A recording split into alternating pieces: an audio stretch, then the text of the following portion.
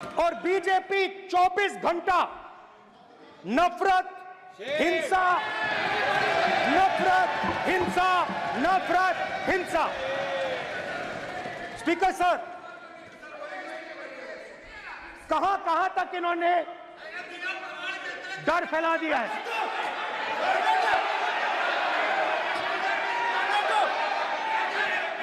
Please sir, कहां तक इन लोगों ने डर फैला दिया? मैं आपको अयोध्या से शुरू करता हूं। सर नमस्कार। शाबाश। अयोध्या ने आपको मैसेज भेजा। अयोध्या ने राम भगवान। मेरा व्यवस्था का सवाल है।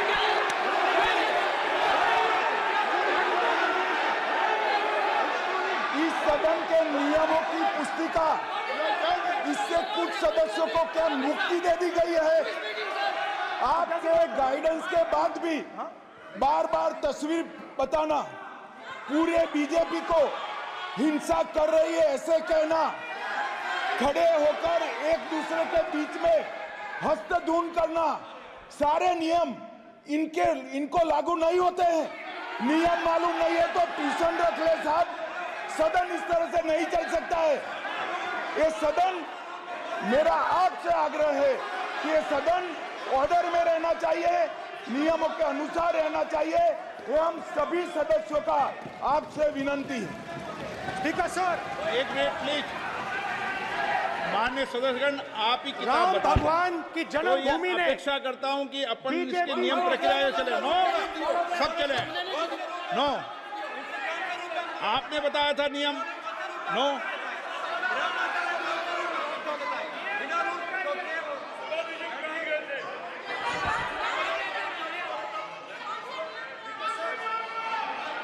माइक दीजिए सर। हाँ सर, मेरा सवाल है सर, इस माइक का कंट्रोलर किसके हाथ में? प्लीज बैठिए सर ये ऑफ होता है, प्लीज बीच में माने ऑफ हो बैठिए जाता है। प्लीज। ये बार कई बार विषय उठ गई और बहुत गंभीर, और माननीय सदस्य, आप प्रतिपक्ष के नेता हैं, आप सदन के बाहर भी ये बात कहते हैं कि माइक बंद कर देते हैं। मैंने कई बार आग्रहपूर्वक किया कि आसन पर इस तरीके का आरोप नहीं लगाएं। नो प्लीज, बात सुनिए।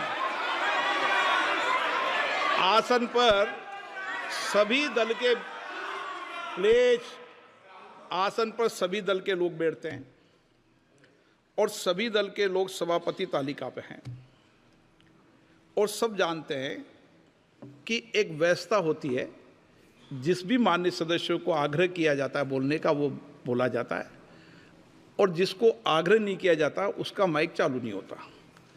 आप बोलने के लिए खड़े, आपका माइक कभी बंद नहीं हुआ, कभी बंद नहीं हुआ। आप अगर आसन में जो भी विराज रहे हैं वो अगर आपका नाम नहीं पुकारते हैं तब माइक चालू नहीं होता। ये व्यवस्था हमेशा इस सदन की रही है, पुराने में भी और नए में भी। कभी आसन पे व्यक्ति पर माइक का कंट्रोल नहीं होता। दूसरा, माननीय प्रतिपक्ष के आप नेता हैं और आपसे ये अपेक्षा की जाती है कि आप लोकसभा की प्रक्रिया काल संचार नियम का पालन करें, संविधान की जो व्यवस्थाएं दे रखी है उसकी पालन करें, और सदन में बोलते समय किसी भी धर्म को के ऊपर ऐसा आक्षेप नहीं करें जिससे पूरे देश के अंदर विषय पैदा हो। यह आपसे अपेक्षा की जाती है।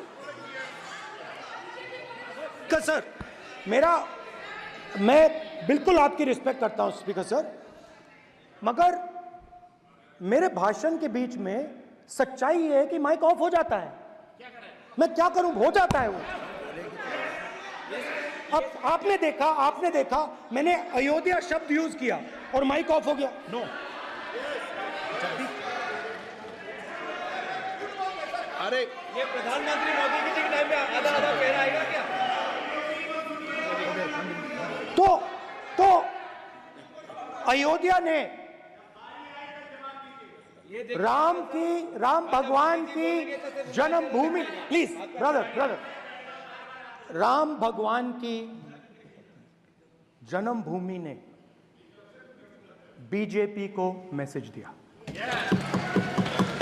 और ये आपके सामने मैसेज बैठे हुए हैं। मैंने इनसे पूछा, कल कॉफी पी, इनसे मैंने पूछा बताइए, मैंने पूछा कि बताइए ये हुआ क्या। बीजेपी ने राम मंदिर का इनॉग्रेशन किया, बोलने दीजिए, राम मंदिर का इनॉग्रेशन किया। अरे भाई आप हार गए, उसको सहन करिए। नाम बोलने की कोई जरूरत नहीं है, मैं भाषण दे रहा हूं, आप नहीं दे रहे हो। मुझे बोलना है जो बोलना है, मुझे नाम लेने की कोई जरूरत नहीं, मुझे जो बोलना है मैं बोलूंगा। तो अयोध्या ने मैसेज दिया और मैंने इनसे पूछा कि हुआ क्या, और इनका जवाब आया। मैंने उनसे पूछा कि आपको कब पता लगा कि आप अयोध्या में जीत रहे हो, और आपने कहा पहले दिन से मुझे पता था। सही बात। और मैंने कहा ये क्या हुआ, उन्होंने कहा राहुल जी अयोध्या में एयरपोर्ट बना, अयोध्या की जनता से जमीन छीनी गई और आज तक उन्हें मुआवजा नहीं मिला है। उन्होंने कहा, सही बात, उन्होंने कहा कि अयोध्या में जो भी छोटे छोटे दुकानदार थे, जो भी छोटी छोटी बिल्डिंग्स थी, उन सारों को तोड़कर गिरा दिया गया और उन लोगों को सड़क पर कर दिया गया।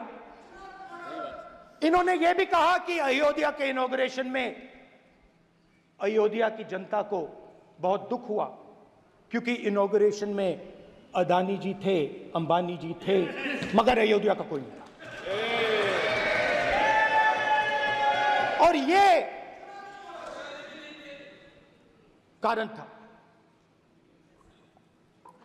था कि अयोध्या की जनता में, उनके दिल में नरेंद्र मोदी जी ने भय डाल दिया। उनकी जमीन ले ली, उनके घर गिरा दिए, और फिर अयोध्या के गरीब लोगों को, किसानों को, मजदूरों को मंदिर के इनॉग्रेशन तक नहीं जाने दिया। मंदिर के इनॉग्रेशन छोड़ो, उसके बाहर भी नहीं जाने दिया। और इसीलिए अयोध्या की जनता ने सही मैसेज भेजा। अच्छा, इन्होंने मुझे एक और बात बोली, 3 बार इन्होंने कहा कि 3 बार नरेंद्र मोदी ने टेस्ट किया, 2 बार क्या मैं अयोध्या से लड़ जाऊं, और सर्वेयर्स ने कहा अयोध्या में मत लड़ जाना, अयोध्या में मत लड़ जाना, अयोध्या की जनता हरा देगी। और इसीलिए प्रधानमंत्री वाराणसी गए और वहां बच के निकले।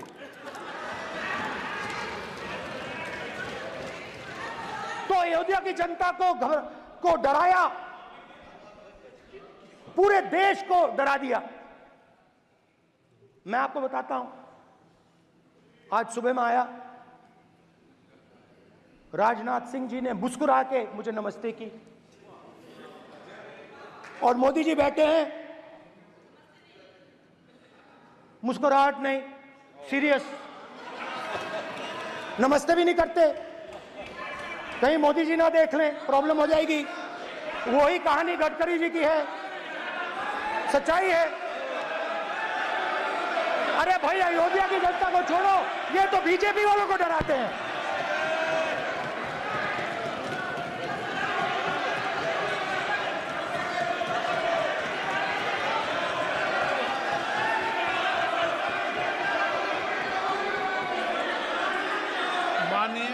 सर क्या है?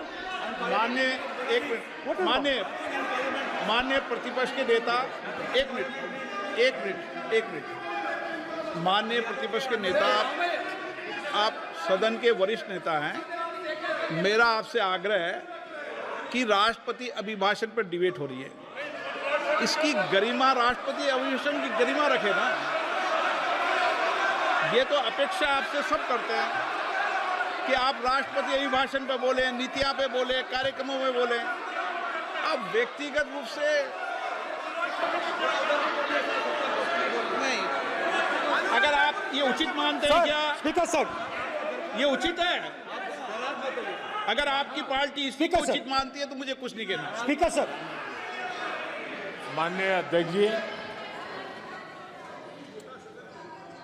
लोकतंत्र ने और संविधान ने मुझे सिखाया है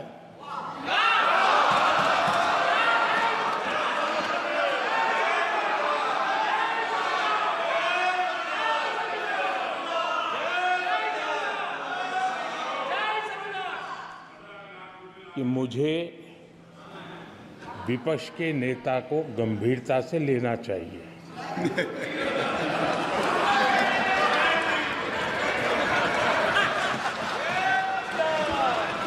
स्पीकर सर, आपने कहा कि डिबेट प्रेसिडेंट्स एड्रेस पे होनी चाहिए। ये जो मैंने किया है, अनुराग ठाकुर जी ने अयोध्या की बात की थी, अनुराग ठाकुर जी ने सनातन धर्म पर आक्रमण की बात की थी, इसीलिए मैंने ये किया है। मैं दिखाना चाहता हूं कि अयोध्या में क्या हुआ, अयोध्या की सच्चाई क्या थी। प्रेसिडेंट्स डिबेट में उन्होंने बात उठाई थी, मैंने बात बंद की है। प्रधानमंत्री जी को अच्छी लगी अयोध्या के बाद अच्छी लगी, डर फैलाया और ऑपोजिशन का रिस्पांस, एक साथ मिलकर भारत जोड़ो यात्रा, सारे के सारे ऑपोजिशन, पूरा देश एक साथ मिलकर कन्याकुमारी से कश्मीर तक चला। और जो आपने डर फैलाया, उसके बारे में यात्रा में बहुत कुछ सुनने को मिला। अभी तक याद है, सुबह 7 बजे 7-8 बजे की बात थी, यात्रा में चल रहे थे, एक महिला आती है, हमारे साथ चलती है, मेरा हाथ पकड़ती है और घबराई हुई सी थी। तो मैंने पूछा क्या हुआ, वो मुझे कहती है मुझे मार रहा है, मुझे मार रहा है।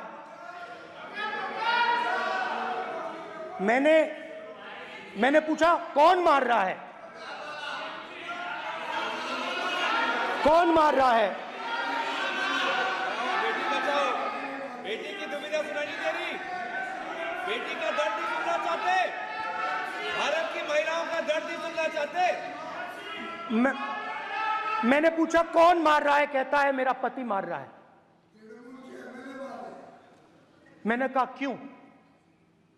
कहती है सुबह का खाना नहीं दे पाई। मैंने कहा क्यों? खरीद नहीं पाई, महंगाई है, महंगाई है, खरीद नहीं पाई, खाना नहीं पका पाई, इसलिए मुझे मार पिट रही है। मैंने कहा बहन क्या करूं, कैसे आपकी मदद करूं? कहती हैं आप कुछ मत कीजिए, आप कुछ मत कीजिए, आप सिर्फ ये बात याद रखिए कि महंगाई के कारण हिंदुस्तान में हजारों महिलाओं को सुबह पीटा जा रहा है। उसके शब्द हैं, मेरे शब्द नहीं है। गैस सिलेंडर, महंगाई, तो आपने